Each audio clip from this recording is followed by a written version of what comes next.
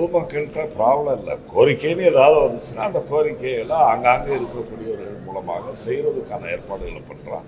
ஸ்பெசிஃபிக்காக ஏதாவது குறைன்னு நீங்கள் சொன்னீங்கன்னா அதையும் நாங்கள் சேர்த்து செய்வோம். இப்போ நிறைய இடத்துல கூட்டுறவு வந்து இன்னுமே இந்த சைடில் ஒரு சாதாரண ஒரு இந்த காய்கறி விற்கிறாங்கன்னா கியூஆர் கோட் வச்சுருக்காங்க. ஆனால் இன்னும் நம்ம கடையிலாம் பாதி இடத்துல போனாலும் இன்னும் ஜிபே இல்லைன்றாங்க, மறுபடியும் என்ன கார்டு இருந்தால் கொடுங்கன்றாங்க. இன்னுமே அது இன்னும் வரல. குறிப்பாக மயிலாப்பூர் மாதிரி இருக்கிற இடத்துலையும் கூட அது மாதிரி இருக்கும்போது ஒரு வேலையாக இருக்குது.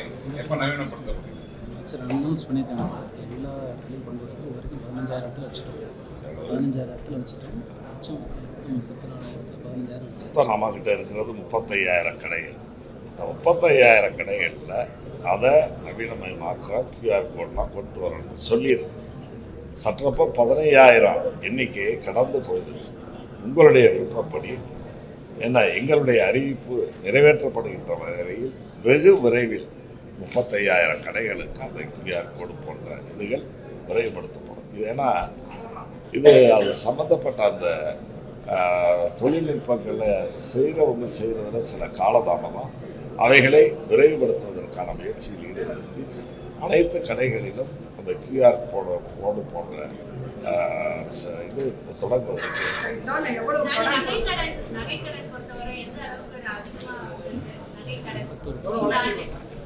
நகைக்கடன்களை பொறுத்தவரை இதுவரைக்கும் இந்த ஆண்டு இலக்குகளில் 51% இப்போ வரைக்கும் நம்ம ரீச் ஆகிருக்கோம்.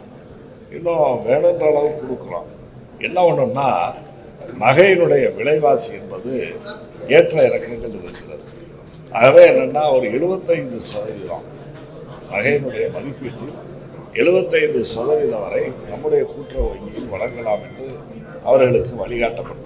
தள்ளுபடிங்கிற இடத்துலேயே சில பேர் நகைக்கடை வாங்கிட்டு கரெக்டாக எலெக்ஷன் தேர்தல் வரும்போது 2026 தேர்தல் வரும்போது அந்த நகை தள்ளுபடி ஆயிரும் அப்படிங்கிற நோக்கத்தில் ஏதாவது வாங்குற மாதிரி இருந்தால் நீங்கள் அந்த மாதிரி எப்படி வந்து அதை இது பண்ணி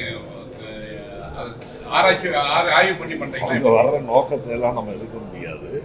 நாம் என்ன வாக்குறுதி கொடுக்குறாங்களோ போகிறாங்களோ அதை பற்றி தான். எல்லா நேரங்களிலும் அது மாதிரி வந்துடும்னு சொல்லவும் முடியாது. இது போன்ற கேசியங்கள் யூகங்களுக்கு நான் பதில் சொல்லி சரியாக வர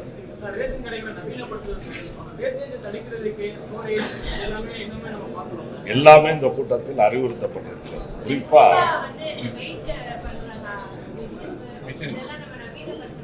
இல்லை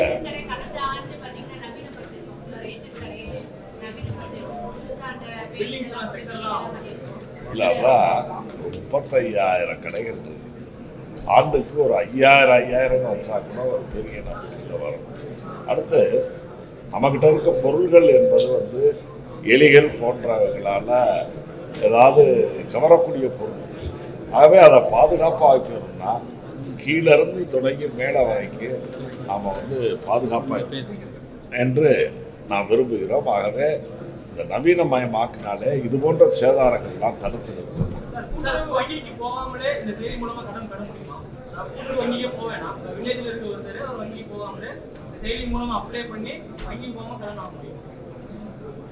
சிலதுக்கு நகை கடன்லாம் போய் தானே ஆகணும். அசோசியேட் மெம்பர் ஆகலாம், போகலாம். சில கடன்கள் போய் தான் வாங்கணும். நகை கடன் நமக்கு இது மாதிரி இவ்வளோ பவுண்ட் இருக்குது, இதுக்கு இவ்வளோ தேவைப்படுதுன்னு நம்ம விண்ணப்பிக்கலாம். ஆனால் அந்த நகையை கொண்டு நேரம் காட்டணும்ல, சீனி சக்கரை சித்தப்பான்ற மாதிரி ஆயிடக்கூடாது.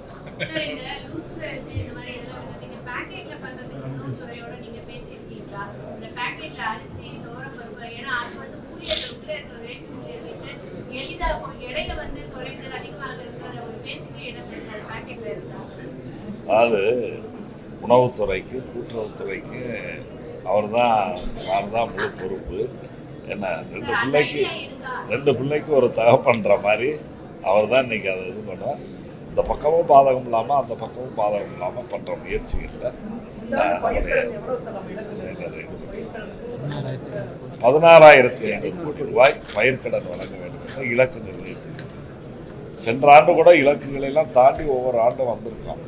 இந்த ஆண்டு அந்த 16,500 கோடி இலக்கையும் தாண்டி வழங்குவோம்.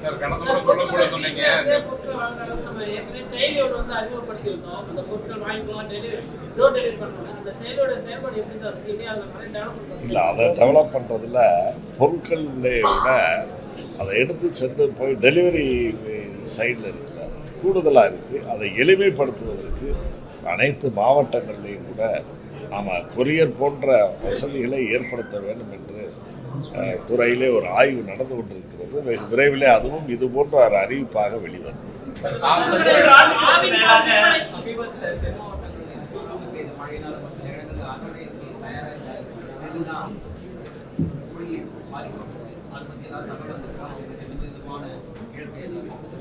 எப்போ நெல்லை, தூத்துக்குடி, கன்னியாகுமரியா?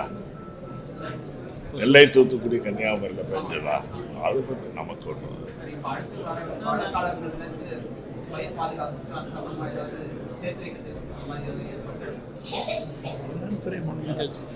அது முழுமையாக வேளாண் துறை அதற்கான அந்த பணிகள் இருப்பாங்க. விளைஞ்சு வந்ததுக்கப்புறம் உணவுத்துறை அதில் இது பண்ணுவாங்க. நம்மை பொறுத்தவரையில் கூட்டுறவுத்துறையில் விநியோகம்தான். விவசாயத்துறை உற்பத்தியை பார்ப்பாங்க, கொள்முதல் செஞ்சு தர்றது உணவுத்துறை தருவாங்க. அதை பொதுமக்களுக்கு கொண்டு போய் விநியோகிக்கின்ற பொறுப்பு தான் இந்த துறைக்கு. ஆக முதல் கட்டம் அவங்க, ரெண்டாம் கட்டம், மூன்றாவது கட்டம் தான் நம்ம. நீங்கள் சொன்ன மாதிரி கடந்த முறை சொல்லியிருந்தீங்க, இந்த கல்வி கடன் போது விவசாயிகளுக்கான கல்வி கடன் கொடுத்துக்க ஒரு பரிசீலனை பண்ணுவதா, அதை யாராவது அப்ளை பண்ணியிருக்காங்க? கல்வி கடனை உயர்த்தி இருக்குல்ல. 1 லட்ச ரூபா இருந்த கல்வி கடன் இன்றைக்கு 5 லட்ச ரூபா என்ற அளவுக்கு உயர்த்தப்பட்டிருக்கு. நீங்க உங்க வங்கியில், அந்த கூட்டுறவு வங்கியில் கொடுத்துருக்கான? ஆமாம், அதற்கான வழிகாட்டு முறைகள்லாம் அறிவிச்சு அங்கங்க பண்ணிட்டு அதான் எவ்வளோ கொடுத்துருக்கோங்க? தேவையான அளவுக்கு யாரு கேட்கறவங்களுக்கு தானே சார் கொடுக்க முடியும். முன்பை விட அதெல்லாம் இந்த ஆய்வின் முடிவுல தெரியும். சொன்னதை செய்வோம், சொல்லாததையும் செய்வோம் அப்படிங்கிறது தான் முதலமைச்சருடையது. அதை இந்த துறை நாங்கள் செய்யணும். 3 ஆண்டுகளுக்கு மேலாக 1.5 லட்சம் பேர் புதிய குடும்ப அட்டைகளுக்காக புதிய அட்டை விநியோகம் அப்படின்றது எப்ப கிடைக்கும்? இல்லை, அது தொடர்பாக மாண்புமிகு உணவுத்துறை அமைச்சர் நேற்றைய முன்தினம் கூட ஒரு விளக்கமான அறிக்கையை தந்திருக்கிறாங்க. தகுதியுடைய அனைவருக்கும் வெகு விரைவில் வழங்கப்படும் என்று அறிவித்திருக்கிறார். ஆகவே கூட்டுறவுத்துறையின் சார்பில் விநியோகம் மாதிரி உணவுத்துறையிலிருந்து தான் அந்த கார்டு, புதிய குடும்ப அட்டைகள் வழங்குறத அவங்க தான் பண்றாங்க. அதற்கான விளக்கத்தை அவர் சொல்லியிருக்கிறார். பாதகம் செய்பவரை கண்டால் நாம் பயங்கொள்ளலாகாது பாப்பா, மோதி மிதித்து விடு பாப்பா, அவர் முகத்தில் உமிழ்ந்து விடு பாப்பா. அண்மை செய்திகளை உடனுக்குடன் தெரிந்து கொள்ள இணைந்திருங்கள் இயம்நாடு தொலைக்காட்சியுடன்.